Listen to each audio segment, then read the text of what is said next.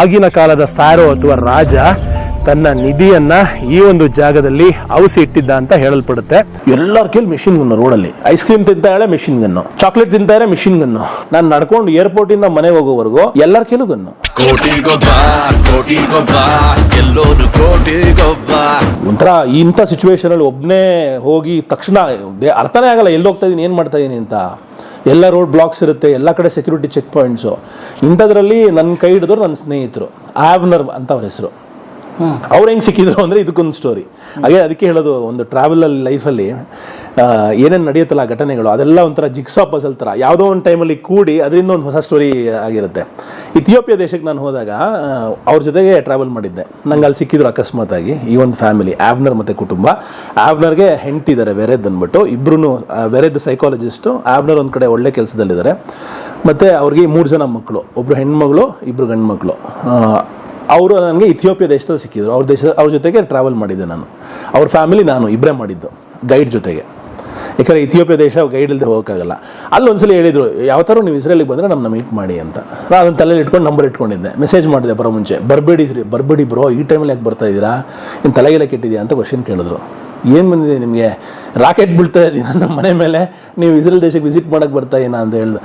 ನಾನು ಅದಕ್ಕೆ ಹೇಳಿದೆ, ಎಲ್ಲರೂ ಸುಖದಲ್ಲಿ ಬರ್ತಾರೆ ಸರ್ ನೋಡೋದಕ್ಕೆ ದೇಶನ. ಈಗ ನೀವು ಕಷ್ಟದಲ್ಲಿದ್ದೀರಾ, ಪ್ಯಾಲೆಸ್ಟೈನು ಕಷ್ಟದಲ್ಲಿದೆ. ಕಷ್ಟ ಕೇಳೋರು ಯಾರು? ನಾ ಕಷ್ಟ ಕೇಳಕ್ಕೆ ಬರ್ತಾ ಇದೀನಿ ಅಂತ, ಕಷ್ಟ ಕೇಳಕ್ಕೆ ಬರ್ತಾ ಇರೋ ಸ್ನೇಹಿತ ಅಂತ ಅನ್ಕೊಳ್ಳಿ ಅಂತ ಹೇಳಿದೆ. ನಕ್ರು.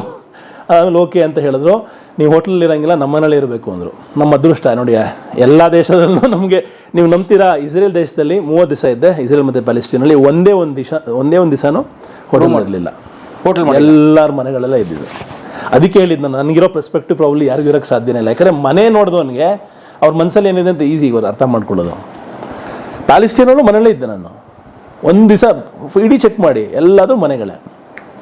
ಇರಾನ್ ದೇಶದಲ್ಲೂ 74 ದಿವಸ ಇದ್ದೆ, ಮನೆಗಳಲ್ಲೇ. ಇಲ್ಲೂ ಅಷ್ಟೇ, ಅಂದ್ಕೊಂಡಿರಲಿಲ್ಲ ಅಷ್ಟು ದಿವಸನೂ ಸಿಗುತ್ತೆ ಅಂತ. ಫಸ್ಟ್ ಓಪನಿಂಗಲ್ಲಿ ಸ್ನೇಹಿತರು ಸಿಕ್ಬಿಟ್ರು, ಮನೆಗೆ ಕರ್ಕೊಂಡೋದ್ರು. ಮನೇಲಿ ಏನು ಸಿಚುವೇಶನು, ಯಾವ ರೂಮ್ ಸಿಕ್ತು ನನಗೆ, ಮನೆ ಮಗ ಯುದ್ಧದಲ್ಲಿದ್ದಾನೆ. ಮನೆಯವರು? ಹಾಂ, ಮನೆ ಮಗ. ನಿಮಗೆ ಗೊತ್ತಾ, ಇಸ್ರೇಲ್ ದೇಶದಲ್ಲಿ ಪ್ರತಿಯೊಬ್ಬ 18 ವರ್ಷ ದಾಟಿದ್ರೆ, ಹುಡುಗ ಆಗಿರ್ಬೋದು ಹುಡುಗಿ ಆಗಿರ್ಬೋದು, ನೀವು ಕಂಪಲ್ಸರಿ ಮಿಲಿಟರಿ ಸರ್ವಿಸ್ ಮಾಡಲೇಬೇಕು.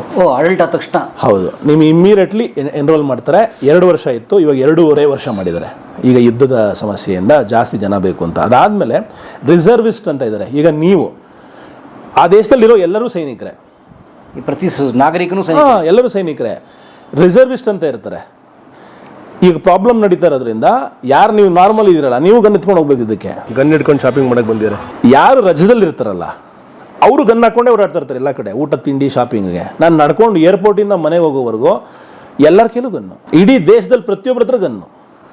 ಶುದ್ಧ ಮಿಷಿನ್ ಗನ್ ಹಿಡಿದು ಚಿಕ್ಕ ಪಿಸ್ತೋಲ್ವರೆಗೂ ಪ್ರತಿಯೊಬ್ಬರ ಹತ್ರನೂ ಇದೆ. 18 ವರ್ಷ ದಾಟಿರೋ ಪ್ರತಿಯೊಬ್ಬನ ಹತ್ರ ಗನ್ ಇದೆ ಅಲ್ಲಿ. ಅದಕ್ಕೆ ಯಾರು ಪ್ರೊವೈಡ್ ಮಾಡ್ತಾರೆ? ಸರ್ಕಾರ, ದೇಶನೇ ಪ್ರೊವೈಡ್ ಮಾಡುತ್ತೆ. ಅಮೆರಿಕ ಎಲ್ಲರ ಹತ್ರ M4 ಇದೆ, ಎಲ್ಲ ಅಮೆರಿಕನ್ ವೆಪನ್ಸ್. ಈಗ ಎಲ್ಲ ಕಡೆ ಬೀಳ್ತಾರೊಂದು ವೆಪನ್ಸ್ ಕೂಡ ಅಮೆರಿಕನ್ ವೆಪನ್ಸೇ. ಅವ್ರು ಮ್ಯಾನುಫ್ಯಾಕ್ಚರ್ ಮಾಡಿ ತಳ್ತಾ ಇದ್ದಾರೆ. ಹೌದೌದು. ಅವರು ಅದು ಅಂದರೆ ಅದು ಅಗೇನ್ ಅದು full totally political zone. But ಏನಂದರೆ ಪ್ರತಿಯೊಬ್ಬರ ಹತ್ರ ವೆಪನ್ ಇದೆ. October 7 ಆದಮೇಲೆ ಏನಾಯಿತು, ಬಹಳ ಕ್ರಿಟಿಕಲ್ ಆಗೋಯ್ತು ದುನಿಯಾ. ಏನಾಯ್ತು October 7? ಹಮಾಸು ಆಪರೇಷನ್ ಅಲ್ ಅಕ್ಸಾ ಅಂತ ಮಾಡ್ತು. ಅಲ್ ಅಕ್ಸಾ ಅಂದರೆ ಜೆರುಸಲಮಲ್ಲಿ ಇರುವಂತಹ ಅತ್ಯಂತ ಪವಿತ್ರವಾದ ಸ್ಥಳ ಮುಸಲ್ಮಾನರಿಗೆ. ಜೆರುಸಲೇಮ್ ಅವ್ರ ಕ್ಯಾಪಿಟಲ್.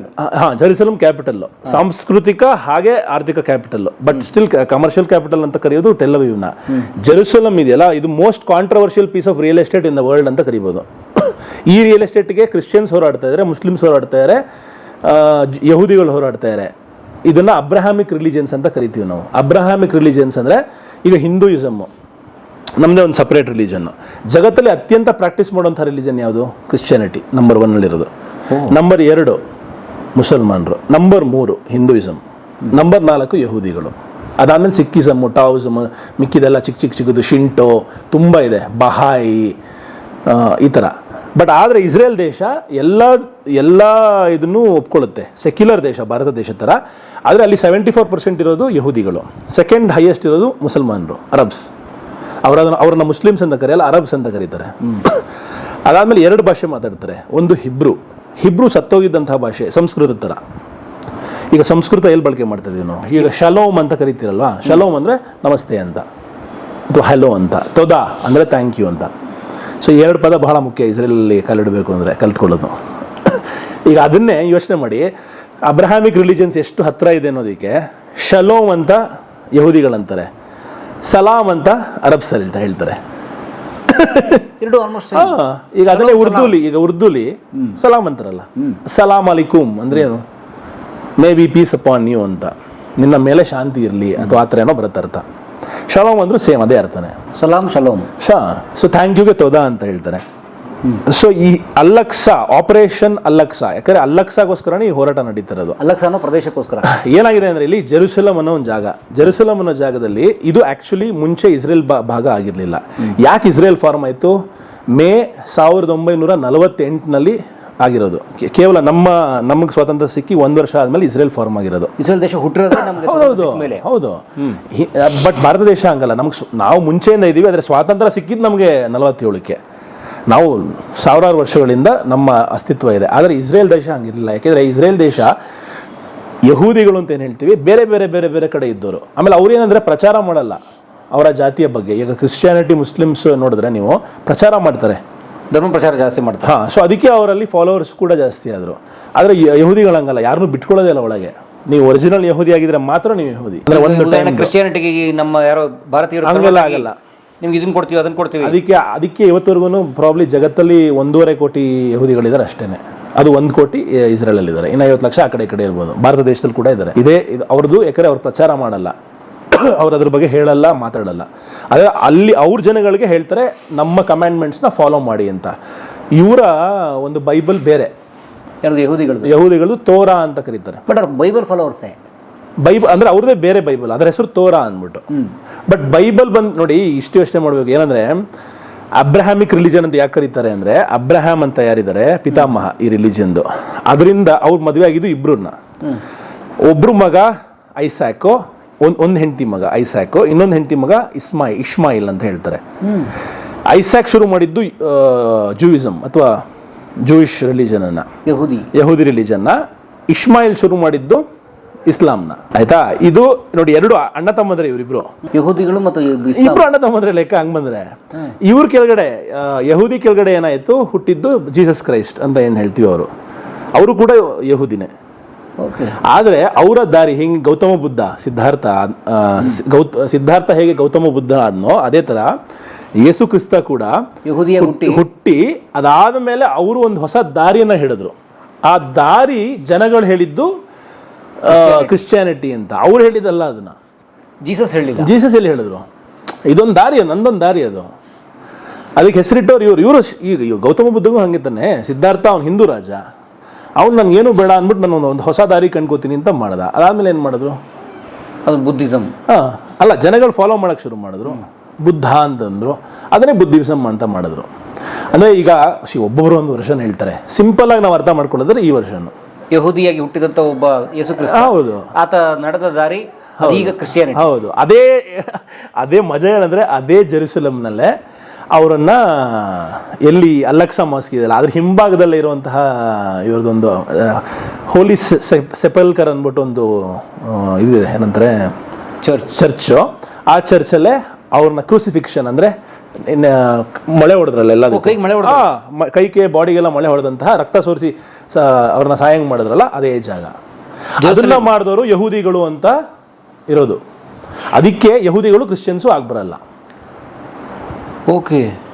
ಸೊ ಅದಕ್ಕೆ ಒಬ್ರನ್ನೊಬ್ರು ಕಂಡ್ರೆ, ಈಗ ಯಹೂದಿಗಳು ಕ್ರಿಶ್ಚಿಯನ್ಸು ಅಲ್ಲಿ ಹೋಗ್ತಾ ಇದ್ರೆ, ಯಹೂದಿಗಳು ಆರ್ಥೋಡಾಕ್ಸ್ ಅಂತ ಹೇಳ್ತೀವಿ. ಇಲ್ಲೂ ಅಷ್ಟೇ ನೋಡಿ, ಯಹೂದಿಗಳಲ್ಲೂ ತುಂಬಾ ಪಂಗಡಗಳಿವೆ. ರೈಟ್ ವಿಂಗ್, ಲೆಫ್ಟ್ ವಿಂಗು, ಆರ್ಥೋಡಾಕ್ಸು, ಸಿಕ್ಕಾಪಟ್ಟೆ ಆರ್ಥೋಡಾಕ್ಸು, ಇವ್ರದೆಲ್ಲ ತುಂಬಾ ಇದೆ. ಯಾವ ಲೆವೆಲ್ಗೆ ಅಂದ್ರೆ ನೀವು ಅನ್ಕೋತೀರ ಇಸ್ರೇಲ್ ಏನು ಫ್ರೀ ನೇಷನ್ ಅಂತ ಕೂಡ ಹೇಳಿದೆ. ಫ್ರೀ ನೇಷನ್ ಒಂದು ಸೈಡು, ಇನ್ನೊಂದು ಸೈಡು ತುಂಬಾ ಕಾಂಪ್ಲಿಕೇಟೆಡ್ ನೇಷನ್. ಅದನ್ನು ಅರ್ಥ ಮಾಡ್ಕೊಳ್ಳೋದಕ್ಕೆ ಒಂದೊಂದಾಗೆ ಬಿಡಿಸ್ಬೇಕು ಎಲೆಯನ್ನು. ಆ ಎಲೆಗಳನ್ನು ಬಿಡಿಸೋದಕ್ಕೆ ನಾನು ಹೋದಾಗ ತುಂಬ ಟೈಮ್ ತಗೊಂಡು 1 ವಾರ ಬೇಕಾಯಿತು. ಇಸ್ರೇಲ್ ಅಂದ್ರೆ ಏನು ಅಂತ ಅರ್ಥ ಆಗೋದಕ್ಕೆ.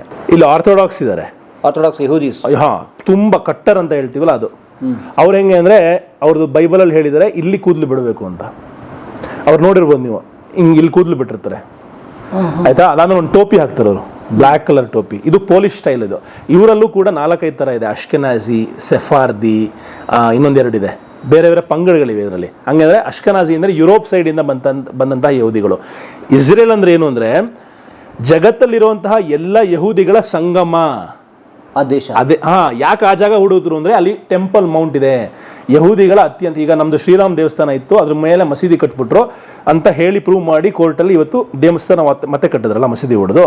ಅದೇ ತರ ಅಲ್ಲಿ ಅವ್ರು ಹೇಳೋದು ನಮ್ದು ಟೆಂಪಲ್ ಮೌಂಟ್ ಅಂತ ಒಂದು ದೇವಸ್ಥಾನ ಇತ್ತು, ಬ್ಯಾಬಿಲೋನಿಯನ್ಸ್ ಫಸ್ಟ್ ಅದನ್ನ ಡಿಸ್ಟ್ರಾಯ್ ಮಾಡಿದ್ರು. ಅಫ್ಕೋರ್ಸ್ ಹಿಸ್ಟ್ರಿ ಇದೆ ಅದು. ಅದಾದ್ಮೇಲೆ ರೋಮನ್ಸ್ ಅದನ್ನ 2ನೇ ಸಲ ಕಟ್ಟಿದ್ರು ದೇವಸ್ಥಾನ. ಬ್ಯಾಬಿಲೋನಿಯನ್ಸ್ ಡಿಸ್ಟ್ರಾಯ್ ಮಾಡಿದ್ಮೇಲೆ ಯಹೂದಿಗಳು ಮತ್ತೆ ದೇವಸ್ಥಾನ ಕಟ್ಟಿದ್ರು, ಟೆಂಪಲ್ ಮೌಂಟ್ನ ಮತ್ತೆ ಡಿಸ್ಟ್ರಾಯ್ ಮಾಡಿದ್ರು. ಯಾರು? Romans. First time Babylonians, second time Romans. ಅದಾದ್ಮೇಲೆ 3ನೇ ಸಲ ಕಟ್ಟೋ ಅಷ್ಟೊತ್ತಿಗೆ ಇದು ಒಟ್ಟೋಮನ್ ಎಂಪೈರ್ ಅಥವಾ ಟರ್ಕಿಶ್ ಎಂಪೈರ್ ಬಂದು ಟೇಕ್ ಓವರ್ ಮಾಡ್ತು. ಅವ್ರು ಕಟ್ಟಿದಂತಹ ಜಾಗ ಅಲ್-ಅಕ್ಸಾ ಮಾಸ್ಕ್ ಅಂತ ಹೇಳ್ತಾರೆ. ಎಲ್ಲ ಕಟ್ಟಿದ್ರು, ಒಂದೇ ಒಂದು ಗೋಡೆನ ಉಳಿಸಿಲ್ಲ, ಒಂದೇ ಒಂದು ಗೋಡೆ ಉಳಿಸಿಲ್ಲ. ಆ ಟೆಂಪಲ್ ಮೌಂಟ್ನ ಒಂದು ಗೋಡೆ ಉಳ್ಕೊಂತು, ಅದೇ ವೆಸ್ಟರ್ನ್ ವಾಲ್. ಯಹೂದಿಗಳ ಅತ್ಯಂತ ಪವಿತ್ರವಾದ ಸ್ಥಳ. ಪ್ರಪಂಚದಿಂದ ಎಲ್ಲ ಯಹೂದಿಗಳು ಹೆಂಗೆ ಮೆಕ್ಕಾ ಮದೀನಾ ಅಂತ ಹೋಗ್ತಾರೆ ಬೇರೆ ಬೇರೆ ಜನಗಳು, ಮೆಕ್ಕಾ ಮದೀನಾ ಬಿಟ್ರೆ ಮುಸ್ಲಿಮ್ಸ್ಗೆ 3ನೇ ಅತ್ಯಂತ ಪವಿತ್ರವಾದ ಸ್ಥಳ ಅಲ್-ಅಕ್ಸಾ ಮಾಸ್ಕ್. ಅಲ್-ಅಕ್ಸಾ ಅದ್ರ ಪಕ್ಕ ಇರೋ ಗೋಡೆ, ಒಂದು ಸೈಡ್ ಗೋಡೆ ಪ್ರಪಂಚದ ಯಹೂದಿಗಳಿಗೆ ಅತ್ಯಂತ ಪವಿತ್ರವಾದ ಗೋಡೆ ಅಥವಾ ದೇವಸ್ಥಾನ. ಅವ್ರು ಹೇಳೋದೇನಂದ್ರೆ ಕಟ್ಟರ್ ಯಹೂದಿಗಳು, ಇದು ನಮ್ಮ ಜಾಗ, ಇಲ್ಲಿ ನಮ್ಮನ್ನು ಕಟ್ಟಿದ ನಮ್ಮ ದೇವಸ್ಥಾನನ ಒಡೆದು ಇವ್ರು ಕಟ್ಟಿದ್ದಾರೆ, ಇದನ್ನ ನಾವು ಒಂದ್ ದಿವಸ ಒಡೆದು ನಾವಿಲ್ಲಿ ನಮ್ಮ ದೇವಸ್ಥಾನ ಕಟ್ತೀವಿ ಅನ್ನೋದೇ ಅವ್ರ ಚಾಲೆಂಜ್. ಸೇಮ್ ಭಾರತನೇ. ಅದಕ್ಕೆ ಹೇಳೋದು ಭಾರತಕ್ಕೂ ಇದಕ್ಕೂ ನಿಮ್ಗೆ ಬಹಳ ರಿಲೇಷನ್ಸ್ ಇದೆ. ಜಗತ್ತಿನಾದ್ಯಂತ ಇರುವಂತಹ ಪ್ರತಿಯೊಬ್ಬ ಜೂಯಿಷ್ ಪರ್ಸನ್ಗೆ ಅತ್ಯಂತ ಪವಿತ್ರವಾದ ಸ್ಥಳ. ಹೌದು, ಪ್ರಪಂಚದ ಎಲ್ಲ ಯಹೂದಿಗಳಿಗೆ ಅತ್ಯಂತ ಪವಿತ್ರವಾದ ಜಾಗ ಅಂದ್ರೆ ಆ ಗೋಡೆ. ಯಾಕಂದ್ರೆ ದೇವಸ್ಥಾನವನ್ನ ಕೆಡವಿದ್ದಾರೆ, ಅಲ್ಲಿ ಎಲ್ಲ ಯಹೂದಿಗಳು ಬಂದು ಏನ್ ಮಾಡ್ತಾರೆ ಗೊತ್ತಾ, ಅಳ್ತಾರೆ ಜೋರಾಗಿ ಆ ಗೋಡೆ ಮುಂದೆ, ಏಳೋ ಅಂತ ಅಳ್ತಾರೆ. ಆಮೇಲೆ ಅಲ್ಲಿ ತೋರಾ ಅಂತ ಏನ್ ಹೇಳ್ತಾರೆ, ಕೂತ್ಕೊಂಡು ಓದ್ತಾರೆ. ಒಳಗೂ ಒಂದು ಜಾಗ ಇದೆ, ಅದನ್ನು ತೋರಿಸಿದ್ದೀನಿ, ಗೋಡೆನೂ ತೋರಿಸಿದ್ದೀನಿ. ಮತ್ತೆ ಪ್ರತಿ ರಜೆ ದಿನಗಳಲ್ಲಿ ಶುಕ್ರವಾರ ಅವರ ರಜಾ ದಿನ, ಶುಕ್ರವಾರ ಶನಿವಾರ ರಜಾ ದಿನ. ಅವತ್ತಿನ ದಿವಸ ಇಡೀ ಜೆರುಸಲಮ್ ಅಲ್ಲಿ ಮತ್ತೆ ಬೇರೆ ಬೇರೆ ಊರುಗಳಿಂದ, ಇಸ್ರೇಲಿಂದ ಜನಗಳು ಬಂದು ಯಹೂದಿಗಳು ಅಲ್ಲಿ ಸೇರ್ಕೋತಾರೆ. ಆ ವೆಸ್ಟರ್ನ್ ವಾಲ್ ಅಲ್ಲಿ. ವೆಸ್ಟರ್ನ್ ವಾಲ್ 2 ಭಾಗವಾಗಿ ಡಿವೈಡ್ ಆಗಿರುತ್ತೆ. ಒಂದು ಭಾಗದಲ್ಲಿ ಬರೀ ಹೆಂಗಸರು ಮಾತ್ರ ಹೋಗ್ಬೋದು, ಅಲ್ಲೂ ಅಷ್ಟೇ ತುಂಬಾ ಸ್ಟ್ರಿಕ್ಟ್. ಈ ಅದ ಹೇಳಿದ್ನಲ್ಲ ಆರ್ಥೋಡಾಕ್ಸ್ ಯಹೂದಿಗಳು ತುಂಬಾ ಸ್ಟ್ರಿಕ್ಟ್. ಹುಡುಗರು ಶೇಕ್ ಹ್ಯಾಂಡ್ ಕೊಡೋಂಗಿಲ್ಲ, ಮುಟ್ಟೋಂಗಿಲ್ಲ ಒಬ್ರನ್ನೊಬ್ರು. ಆಮೇಲೆ ಯಹೂದಿ ಹುಡುಗಿಯರು ಮದುವೆ ಆಗಿದ್ರೆ ಅವರು ಒಂದು ತಲೆಗೊಂದು ಪೇಟ ತರ ಕಟ್ಕೋತಾರೆ, ಅದು ಅವ್ರ ಸಿಂಬಲೈಸೇಷನ್. ನಾವು ಮದುವೆ ಆಗಿದ್ದೀವಿ, ಅವ್ರ ಕೂದಲು ಬಿಟ್ಟು ತೋರ್ಸಲ್ಲ ಯಾರಿಗೂ. ಬಟ್ ನೋಡಿ, ಮುಸ್ಲಿಂ ಕಲ್ಚರ್ಗೂ ಸ್ವಲ್ಪ ಹತ್ರ ಬರುತ್ತೆ ಅಲ್ಲಿ, ಬಟ್ ಮುಖ ಕವರ್ ಮಾಡಲ್ಲ ಅವರೆಲ್ಲೂ. ಮತ್ತೆ ಕೆಳಗಡೆ ಎಲ್ಲ ಮಾಡರ್ನ್ ಡ್ರೆಸ್ ಹಾಕ್ತಾರೆ, ಆದ್ರೆ ತಲೆಗೆ ಮಾತ್ರ ಬೇರೆ ತರ ಹಾಕ್ತಾರೆ. ನೀವು ಆ ಫೋಟೋ ಶೇರ್ ಮಾಡಿದ್ರೆ, ನಾನು ಮಾಡಿದೀನಿ ಫೋಟೋ ಶೇರ್, ನೀವು ಮಾಡಿದ್ರೆ ಅರ್ಥ ಆಗುತ್ತೆ ಯಾವ ತರ ಅಂತ. ಹುಡುಗರು ತುಂಬಾ ಟ್ರೆಡಿಷನಲ್ ಜ್ಯೂಸ್ ಹೇಳಿದ್ನಲ್ಲ, ಈ ಸೈಡಲ್ಲಿ ಹಿಂಗೆ ಬಿಡ್ತಾರೆ ಕೂದಲು, ಇಷ್ಟುದ್ದ ಲಾಕ್ಸು, ದೊಡ್ಡ ಟೋಪಿ. ಅದೇ ಹೇಳಿದ್ರೆ ಅಶ್ಕನಾಜಿ ಜ್ಯೂಸ್ ಅಂದ್ರೆ ಯುರೋಪ್ ಡಿಸೆಂಡೆಂಟು. ಅಲ್ಲೂ ಅಷ್ಟೇ ಬಿಳಿ ಸ್ಕಿನ್ ಕಪ್ ಸ್ಕಿನ್ ಮಧ್ಯ ಪ್ರಾಬ್ಲಮ್ ಇದೆ, ಅಲ್ಲೂ ಭೇದ ಭಾವ ಇದೆ, ನಾವು ಅನ್ಕೋಬಹುದು. ರೇಸಮ್ ಇದೆ, ಯಾಕೆಂದ್ರೆ ಅವ್ರನ್ನ ಇಥಿಯೋಪಿಯಲ್ಲಿ ಕೂಡ ಯಹೂದಿಗಳಿದ್ದಾರೆ, ಭಾರತ ದೇಶದಲ್ಲೂ ಕೂಡ ಯಹೂದಿಗಳಿದ್ರು. ಎಲ್ಲ ಮೊರೊಕ್ಕೋ, ನೀವು ಎಲ್ಲರೂ ಪ್ರಪಂಚದಲ್ಲಿ ತಗೊಳ್ಳಿ, ಎಲ್ಲ ದೇಶಗಳಿಂದ ಯಹೂದಿಗಳಿಗೆ ಮುಂಚೆನೇ ಸಮಸ್ಯೆ. ನೀವು ರಷ್ಯಾದಲ್ಲಿ ತಗೊಂಡ್ರೆ ಸ್ಟಾಲಿನ್ ಅವ್ರನ್ನ ಓಡಿಸ್ತಾ ಇದ್ರು, ಜರ್ಮನಿಲಿ ಕುಂಡಿಟ್ಕೊಳ್ತಾ ಇದ್ರು, ಇಡೀ ಯುರೋಪಲ್ಲಿ ಆಡಿಸ್ಕೊಂಡು ಹೊಡಿತಾ ಇದ್ರು. ಯಾಕಂದ್ರೆ ಅವರು ತುಂಬ ಬುದ್ಧಿವಂತರು ಮತ್ತು ಎಲ್ಲದರಲ್ಲೂ ತುಂಬ ಥ್ರೈವ್ ಆಗೋರು. ಬಟ್ ಅವರು ತುಂಬ ಜನಗಳಿರಲಿಲ್ಲ, ಮೈನಾರಿಟಿ, ಸದಾ ಮೈನಾರಿಟಿ ಅಂದರೆ ಮೈನಾರಿಟಿ ಎಲ್ಲ ದೇಶದಲ್ಲೂ ಟಾರ್ಗೆಟೆಡ್ ಆಗೇ ಆಗ್ತಾರಲ್ವ, ಆ ಥರ ಟಾರ್ಗೆಟ್ ಮಾಡ್ತಾ ಇದ್ರು. ಅವರ ಬೈಬಲ್ ಪ್ರಕಾರ ಈ ಜಾಗದಲ್ಲಿ ಅವ್ರ ದೇವಸ್ಥಾನ ಇತ್ತಲ್ಲ, ಸೊ ಈ ಜಾಗವನ್ನು ನಮ್ಮದಾಗಿಸ್ಕೋಬೇಕು ಅನ್ನೋ ಥರ ಪ್ಲಾನ್ ಇತ್ತು. ಆ ಜಾಗ ಯಾರ್ದಾಗಿತ್ತು ಮುಂಚೆ? ಅದಕ್ಕೆ ಬ್ರಿಟಿಷ್ ಅವ್ರ ಕಂಟ್ರೋಲ್ ಇತ್ತು. ಒಟ್ಟೋಮನ್ ಎಂಪೈರ್ ನಂತರ ಬ್ರಿಟಿಷ್ ಅವ್ರು ಬಂದು ಟೇಕ್ ಓವರ್ ಮಾಡಿದ್ರು ಅದನ್ನ. ಆ ಜಾಗವನ್ನು ಬ್ರಿಟಿಷ್ ಫಿಲಿಸ್ತೀನ್ ಅಂತ ಕರೀತಾ ಇದ್ರು. ಬ್ರಿಟಿಷ್ ಫಿಲಿಸ್ತೀನ್ ಅಂದ್ರೆ ಏನು? ಇವಾಗಿನ ಜಾರ್ಡನ್ನು, ಸಿರಿಯಾ, ಲೆಬನಾನು, ಇಸ್ರೇಲು, ಪ್ಯಾಲೆಸ್ಟೀನು, ಈಜಿಪ್ಟ್ನ ಕೆಲವು ಭಾಗ, ಇವೆಲ್ಲ ಸೇರಿ ಬ್ರಿಟಿಷ್ ಪ್ಯಾಲೆಸ್ಟೀನ್ ಆಗಿತ್ತು. ಬ್ರಿಟಿಷ್ ರೂಲ್ ಮಾಡ್ತಾ ಇದ್ದಂತಹ ಜಾಗ. ಬ್ರಿಟಿಷು ಯಹೂದಿಗಳ ಸಮಸ್ಯೆಗಳನ್ನ ಅರ್ಥ ಮಾಡಿಕೊಂಡು, ಆಯ್ತು ಬನ್ನಿ ನಿಮಗೆ ಜಾಗ ಕೊಡ್ತೀವಿ ಅಂತ ಕೊಡಕ್ಕೆ ಶುರು ಮಾಡಿದ್ರು. ಫಸ್ಟ್ ಸ್ವಲ್ಪ ಜನ ಬರ್ತಾ ಇದ್ರು, ಅದಾದ್ಮೇಲೆ ದಂಡು ದಾಳಿ ಮಾಡಕ್ ಶುರು ಮಾಡ್ತು. ಸೊ ಶುರುಲೇ ಬ್ರಿಟಿಷ್ ಇವ್ರ ಮಧ್ಯ ಮತ್ತೆ ಅಲ್ಲಿದ್ದಂತಹ ಅರಬ್ಸ್ ಮಧ್ಯೆ ಆಲ್ರೆಡಿ ಜಗಳ ಶುರುವಾಯಿತು.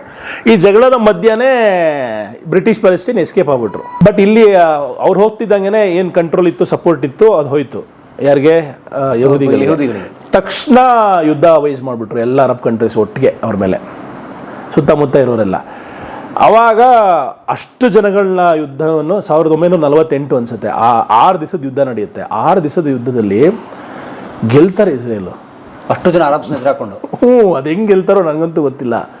ಅದಕ್ಕೆ ಹೇಳ್ತಾರೆ ಅರಬ್ ದೇಶದವರು ಅಷ್ಟೊಂದು ಒಗ್ಗಟ್ಟಾಗಿ ಆಪರೇಷನ್ ಮಾಡಲಿಲ್ಲ. ಅಂದ್ರೆ ಅವರೆಲ್ಲ ಅವ್ರ ಸ್ವಂತ ಈಗೋ, ನಾನು ಮಾಡ್ತೀನಿ ಅಂತ ಟ್ರೈಬ್ಸ್ ಅವರಲ್ಲ, ಬೇರೆ ಬೇರೆ ಗ್ರೂಪ್ಸ್, ಯಾರು ಒಟ್ಟಿಗೆ ಸೇರಿ ಮಾಡಲಿಲ್ಲ. ಆದರೆ ಇಸ್ರೇಲ್ ಯಾವ ಥರ ಸಿಚುವೇಶನ್ ಇತ್ತು ಅಂದರೆ, ಅವ್ರು ಅವತ್ತು ವಾರ್ ಗೆಲ್ಲಿಲ್ಲ ಅಂದರೆ ಅಥವಾ ಮಾಡಿಲ್ಲ ಅಂದರೆ ಅಷ್ಟು ಜನ ಸತ್ತೋಗ್ಬಿಟ್ಟಿರೋರು. ಒಳಗೆ ಬಂದವರು ಎನಿಮೀಸು ಒಬ್ಬರೂ ಬಿಡ್ತಾ ಇರಲಿಲ್ಲ, ಎಲ್ಲರೂ ಸರ್ವನಾಶ ಮಾಡಿ ಹೊಟ್ಟೋಗಿರೋರು, ಎತ್ಕೊಂಡ್ಬಿಟ್ಟಿರೋರು ಜಾಗನ. ಇವ್ರುಗಳು ಒಂದಾದ್ರು, ಅವ್ರುಗಳು ಒಂದಾಗಲಿಲ್ಲ. ಅವ್ರು ಸಪ್ರೇಟ್ ಅಟ್ಯಾಕ್ ಮಾಡಿದ್ರು. ಇದರಿಂದ ಏನಾಯಿತು, ಇಸ್ರೇಲ್ ದೇಶ ಫಾರ್ಮ್ ಆಗೋಕ್ಕೆ ಕಾರಣ ಆಗಿದೆ ಯುದ್ಧ. ಅಷ್ಟು ಚೆನ್ನಾಗಿ ಇವರೆಲ್ಲ ಒಗ್ಗಟ್ಟಾಗಿ ಫೈಟ್ ಮಾಡಿದ್ರು ಯುದ್ಧವನ್ನು. ಇದರಿಂದ ತುಂಬ ಬೇರೆ ಬೇರೆ ಬೇರೆ ಬೇರೆ ಫಾಸ್ಟಾಗಿ ಹೇಳ್ತಾ ಇದ್ದೀನಿ, ಇಲ್ಲಾಂದರೆ ಅದು ಎಲಾಬ್ರೇಷನ್ ಆಗುತ್ತೆ. ಇಷ್ಟು ಜನನು 6-7 ದೇಶನ ಎದುರಾಕೊಂಡು ಮಾಡಿ ಗೆದ್ರಲ್ಲ, ಅದು ತುಂಬಾ ಹಿನ್ನಡೆ ಅರಬ್ ದೇಶಗಳಿಗಾಯಿತು. ಇಸ್ರೇಲ್ನ ಪರ್ಮನೆಂಟ್ಲಿ ಫಿಕ್ಸ್ ಆಗೋದಕ್ಕೆ ಒಂದು ದೊಡ್ಡ ಬುನಾದಿ ಆಯಿತು. ಕಾನ್ಫಿಡೆನ್ಸ್ ಬಂದ್ಬಿಡ್ತು ಅವ್ರಿಗೆ. ಸೊ ಇದರಿಂದ ಸಾಕಷ್ಟು ಜನರ ತ್ಯಾಗ, ಸಾಕಷ್ಟು. ಈಗ ಇಂಡಿಯನ್ ಒಬ್ರನ್ನ ಮೀಟ್ ಮಾಡ್ತೀನಿ ಅಲ್ಲಿ, ನಮ್ಮ ಜೊತೆಗಿದ್ದಾರೆ ಕನ್ನಡಿಗ ಆಂಟ್ರಪ್ರನವರು. 1 ವರ್ಷ ಆಗಿದ್ದಾಗ ಅವ್ರ ತಂದೆ ತಾಯಿ ಯಹೂದಿಗಳು ಭಾರತ ದೇಶದಿಂದ, ಮಹಾರಾಷ್ಟ್ರದಿಂದ ಕರ್ಕೊಂಡು ಹೋಗಿದ್ರಂತೆ. 1 ವರ್ಷ ಇದ್ದಾಗ ಅವ್ರನ್ನ ಇಸ್ರೇಲಿಗೆ ಕರ್ಕೊಂಡ್ಬರ್ತಾರೆ. ಅವ್ರು ನನಗೆ ಇವಾಗ 50 ವರ್ಷವರೆಗೆ ನಂಗೆ ಸಿಗ್ತಾರೆ. ಅವ್ರ ಮನೆಗೆ ಹೋಗ್ತೀನಿ ನಾನು. ಇಂಡಿಯನ್? ಅವ್ರ ಯಹೂದಿ, ಅವ್ರ ತಂದೆ ತಾಯಿ ಯಹೂದಿ. ಅವರ ಮಾವ ಫಸ್ಟ್ ಹೋಗಿದ್ದಂತೆ. ಆ 6 ದಿವಸದ ಯುದ್ಧದಲ್ಲಿ ಒಂದು ಸ್ಟೋರಿ ಹೇಳ್ತಾರೆ, ಬಹಳ ಮನಸ್ಸಿಗೆ ಟಚ್ ಆಗುತ್ತೆ. ಅರಬ್ಸ್ ಅಟ್ಯಾಕ್ ಮಾಡ್ತಾರೆ, ಇವ್ರ ಮಾವ ಫಸ್ಟ್ ಹೋಗಿರೋದು. ಯಾರೋ ಆ ಹುಡುಗಿಯ ಮಾವ. ಅವ್ರಿಗೆ ಅಲ್ಲಿ ಲೋಕಲ್ ಇಸ್ರೇಲಲ್ಲಿ ಮದುವೆ ಸೆಟ್ ಆಗಿರುತ್ತೆ. 5 ದಿವಸ ಆದಮೇಲೆ ಕೆಳಗಡೆ ಇರ್ತಾರೆ ಈಜಿಪ್ಟ್ ಸೈಡು. ಯುದ್ಧ ಎಲ್ಲ ಮುಗಿಸಿ ವಾಪಸ್ ಮನೆಗೆ ಬರ್ತಾ ಇದ್ದೀನಿ ಅಂತ ಫೋನ್ ಮಾಡಿ ಹೇಳಿರ್ತಾರೆ. ಉಡ್ಬಿ ಎಲ್ಲ ವೆಯ್ಟ್ ಮಾಡ್ತಾ ಇರ್ತಾರಂತೆ. ಅವಾಗ ತಕ್ಷಣ ಇನ್ನೇನು ಅರ್ಧದಲ್ಲಿ ಬರ್ಬೇಕಾದ್ರೆ ಗೋಲಾನ್ ಹೈಟ್ಸ್, ಇವಾಗ ಕೇಳ್ಪಡ್ತಾ ಇರ್ಬೇಕು ನೀವು. ಗೋಲಾನ್ ಹೈಟ್ಸ್ ಅನ್ನೋದು ಸಿರಿಯಾಯಿಂದ ಇಸ್ರೇಲ್ ಕಿತ್ಕೊಂಡಂತಹ ಜಾಗ. ಯುದ್ಧದಲ್ಲಿ, ಇನ್ನೊಂದು ಯುದ್ಧದಲ್ಲಿ 67-68ನೇ ಯುದ್ಧದಲ್ಲಿ ಕಿತ್ಕೊಂಡಂಥ ಜಾಗ. ಆ ಜಾಗ ಕರೀತಾರೆ ಇಲ್ಲಿ. ಅಲ್ಲಿಗೆ ಹೋದಾಗ ಅವರು ಸತ್ತೋಗ್ಬಿಡ್ತಾರೆ. ಟ್ಯಾಂಕಲ್ಲಿ ಇರ್ತಾರೆ, ಹೋಗ್ಬಿಡ್ತಾರೆ.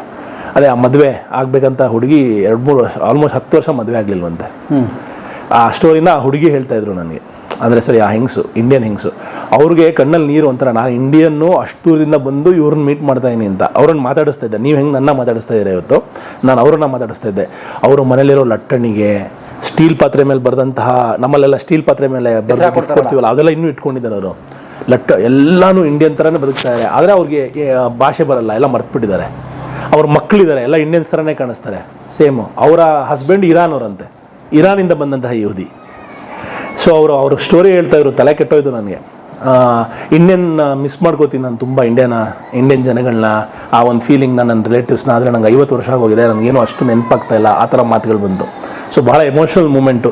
ನಾನು ಸಾಕಷ್ಟು ಯಹೂದಿಗಳ ಜೊತೆಗೆ ಅವ್ರ ಮನೆಗಳಲ್ಲಿ ಕನೆಕ್ಟ್ ಆಗಿದಂತಹ ವಿಷಯ ನನಗೆ ಬಹಳ ಖುಷಿ ಕೊಟ್ಟಂಥದ್ದು. ಮೊರಕ್ಕೋ ಇಂದ ಬಂದಂಥವ್ರು, ಬೇರೆ ಬೇರೆ ದೇಶ ಅವರು. ಆಮೇಲೆ ಅಡುಗೆ ಹೆಂಗೆ ಅಂದರೆ ಅವ್ರದ್ದೆಲ್ಲ ಎಲ್ಲ ದೇಶಗಳಿಂದ ಬಂದಂತಹ ಅಡುಗೆಗಳು ಮಿಕ್ಸ್ ಆಗಿ ಮಾಡೋಂಥ ಅಡುಗೆ ಇರೋದು. ಎಲ್ಲ ಕಲ್ಚರ್. ಹೌದು, ಅವ್ರದೇ ಅಂತ ಓನ್ ಕುಸೀನ್ ಇಲ್ಲ.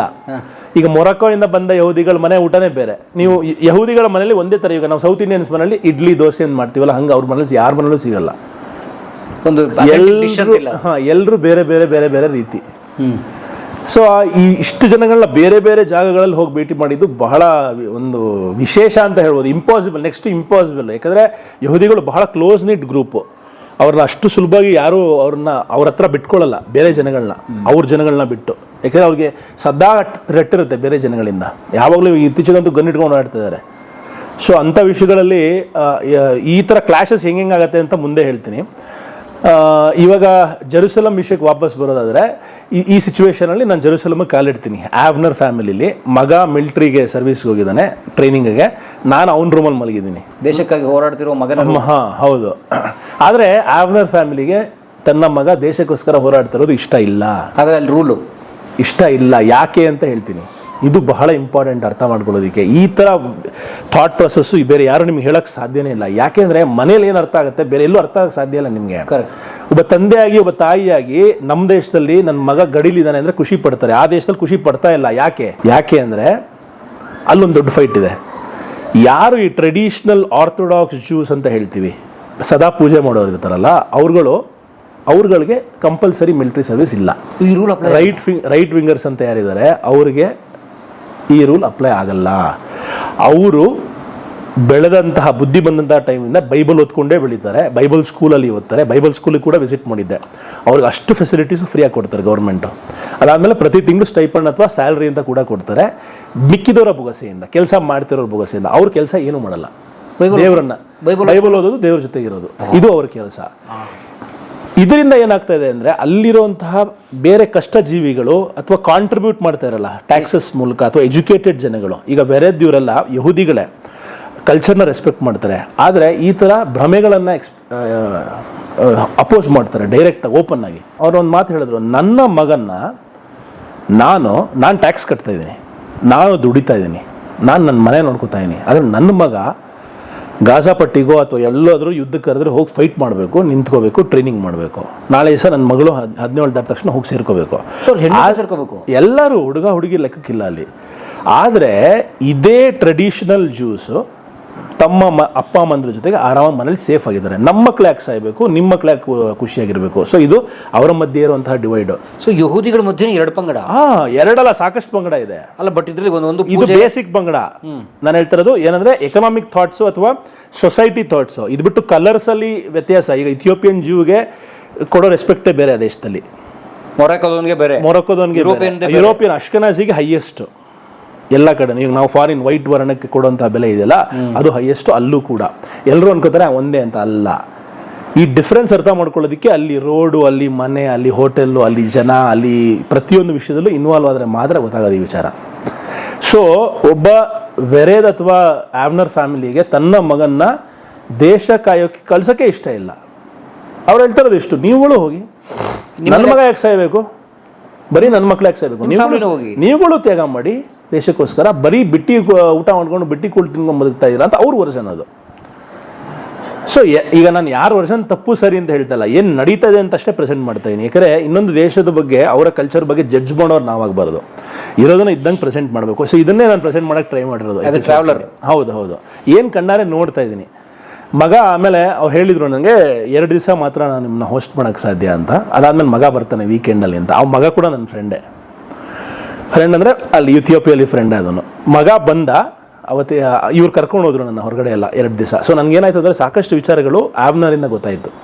ಹೆಂಗೆ ನಡೆಯುತ್ತೆ, ಏನು ನಡೆಯುತ್ತೆ, ಪ್ರತಿಯೊಂದು ತೋರಿಸಿದ್ರು, ಪ್ರತಿಯೊಂದು ಸುತ್ತಾಡಿಸಿದ್ರು, ಪ್ರತಿಯೊಂದು ಅರ್ಥ ಮಾಡಿಸಿದ್ರು, ಊಟ ತಿಂಡಿ ಕೊಡಿಸಿದ್ರು, ಮಾರ್ಕೆಟ್ ಕರ್ಕೊಂಡು ಹೋದ್ರು. ಮಾರ್ಕೆಟ್ ಕರ್ಕೊಂಡು ಹೋದಾಗ ಫಸ್ಟ್ ಟೈಮ್ ನನಗೆ ಬಹಳ ಮಹಾನೆ ಯಹೂದೆ ಅಂತ ಒಂದು ಮಾರ್ಕೆಟ್ ಇದೆ ಜೆರುಸಲೆಮಲ್ಲಿ, ಭಾಳ ಫೇಮಸ್ ಇದೆ ಮಾರ್ಕೆಟು.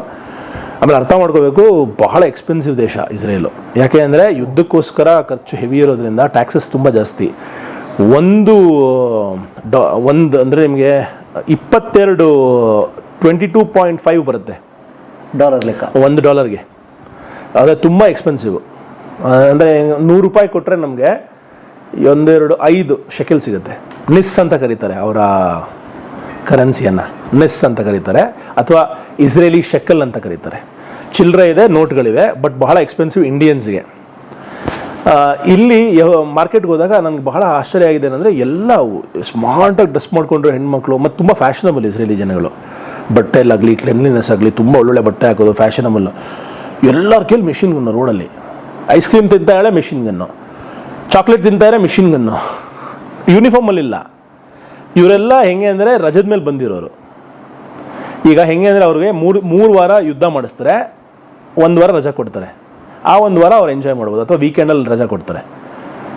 ಆದರೆ ಗನ್ ತೊಗೊಂಡೋಗ್ಬೇಕು ಎಲ್ಲೋದ್ರೂ. ನಾನು ಫಸ್ಟ್ ಟೈಮ್ ಹುಡುಗರು ಎಲ್ಲರೂ ದೊಡ್ಡ ಮಿಷಿನ್ ಗನ್ ಇಟ್ಕೊಂಡಿದ್ದಾರೆ ಮಾರ್ಕೆಟಲ್ಲಿ. ಇದೇನು ಮಾರ್ಕೆಟಾ, ಗನ್ ಮಾರ್ಕೆಟಾ ಅಂತ ನನಗೆ ಕನ್ಫ್ಯೂಷನ್ನು. ಆಮೇಲೆ ಏನು ಪ್ರಾಬ್ಲಮ್ ಇಲ್ಲ, ಮಾತಾಡಿಸಿ ಯಾರನ್ನು ಬೇಕು ಅಂತ. ಆವ್ನರು ಒಂದು ಹುಡುಗಿನ ಹೋಗಿ ಮಾತಾಡಿಸಿದೆ, ಗನ್ ಇಟ್ಕೊಂಡಿರೋಳು. ಎಷ್ಟು ಮುದ್ದ ಮಾತಾಡಿದ್ಲು ಅಂದರೆ, ಅದಾದ್ಮೇಲೆ ಫೋಟೋ ಎಲ್ಲ ತೆಗೆಸ್ಕೊಂಡು ನಾನು. ಯಾವ ಭಾಷೆ ಮಾತಾಡ್ತಾರೆ? ಇಂಗ್ಲೀಷ್ ಮಾತಾಡ್ತಾರೆ. ಎಜುಕೇಷನ್ ಆಗಿರೋರೆಲ್ಲ ಇಂಗ್ಲೀಷ್ ಮಾತಾಡ್ತಾರೆ. ಲೋವರ್ ಕ್ಲಾಸಲ್ಲಿರೋರು ಅಷ್ಟೊಂದು ಇಂಗ್ಲೀಷ್ ಮಾತಾಡಲ್ಲ. ಅವರು ಹಿಬ್ರೂ ಮಾತಾಡ್ತಾರೆ, ಮುಸ್ಲಿಮ್ಸು ಅರೇಬಿಕ್ ಮಾತಾಡ್ತಾರೆ. ಬಟ್ ನಿಮಗೆ ಬೆಗ್ಗಿಂಗು ಆ ಸಿಸ್ಟಮ್ ಎಲ್ಲ ಆ ದೇಶದಲ್ಲಿ ಇಲ್ಲವೇ ಇಲ್ಲ. ಒಬ್ಬ ಭಿಕ್ಷುಕನೂ ನಾನು ನೋಡಲಿಲ್ಲ. ಆಲ್ಮೋಸ್ಟ್ ಮೇ ಬಿ ಎಲ್ಲೋ ಒಂದು ಕಡೆ, ಒಂದು 2-3 ಕಡೆ ನೋಡಿದೆ ಅನಿಸುತ್ತೆ. ಬಹಳ ರೇರ್ ಕೈ ಎತ್ತಿ ಕೇಳೋರಲ್ಲಿ. ಈಗ ಗೌರ್ಮೆಂಟ್ ಕಡೆಯಿಂದ ತುಂಬ ಒಳ್ಳೆ ಫೆಸಿಲಿಟೀಸ್ ಇದೆ. ನೀವು ರಿಟೈರ್ ಆದ್ರೂ ನಿಮಗೆ ಎಷ್ಟು 45,000-50,000 ಪ್ರತಿಯೊಬ್ಬಂಗೂ ಸೋಷಿಯಲ್ ಸೆಕ್ಯೂರಿಟಿಯಿಂದ ಕೊಡ್ತಾರೆ. ಎಲ್ಲರಿಗೂ ಟ್ಯಾಕ್ಸೇಷನ್ ಆಲ್ಮೋಸ್ಟ್ 40% ಇದೆ. ಆದರೆ ಎಲ್ಲರಿಗೂ ಹೆಲ್ತ್ ಕೇರ್ ಫ್ರೀ, ಪ್ರತಿಯೊಂದು ಫ್ರೀ. ಎಜುಕೇಷನ್ ತುಂಬ, ಎಜುಕೇಷನ್ ಎಲ್ಲ ಫ್ರೀ ಇದೆ. ಸಾಕಷ್ಟು ಫೆಸಿಲಿಟೀಸ್ ತುಂಬ ಚೆನ್ನಾಗಿದೆ. Israel is known for there farming also. Farming ಬರೋಣ. ಫಾರ್ಮಿಂಗು ಬಹಳ ಒಂದು ಅಲ್ಲಿ ಕನ್ನಡದವ್ರನ್ನ ಹೋಗಿ ಮೀಟ್ ಮಾಡಿದಂತಹ ವಿಶೇಷತೆ ಇದೆ. ಅದನ್ನು ಅದ್ರ ಬಗ್ಗೆ ಖಂಡಿತ ಮಾತಾಡಬೇಕು. ಜೀವನ ಪಾಠವೋ ಸಂಚಾರಿಯಾಗು ನೀ. ಕಲಾ ಮಾಧ್ಯಮದ ಎಲ್ಲಾ ಎಪಿಸೋಡುಗಳು ನಿಮಗೆ ಸಿಗಬೇಕು ಅಂತಂದ್ರೆ ಕಲಾ ಮಾಧ್ಯಮ ಯೂಟ್ಯೂಬ್ ಚಾನೆಲ್ನ ಬೆಲ್ ಐಕಾನ್ನ ಕ್ಲಿಕ್ ಮಾಡಿ. ತಪ್ಪದೇ ಮಾಡಿ. ಸ್ನೇಹಿತರೆ, ಕಲಾ ಮಾಧ್ಯಮದ ಎಲ್ಲ ಸಂದರ್ಶನಗಳನ್ನು ನೀವೀಗ ಓದಬಹುದು. www.kalamadhyama.com ಈ ವೆಬ್ಸೈಟ್ಗೆ ವಿಸಿಟ್ ಮಾಡಿ ಇಂಟರ್ವ್ಯೂಗಳನ್ನು ಓದಿ. ಓದುವ ಸಂಸ್ಕೃತಿ ಹೆಚ್ಚಾಗಲಿ. ಧನ್ಯವಾದ.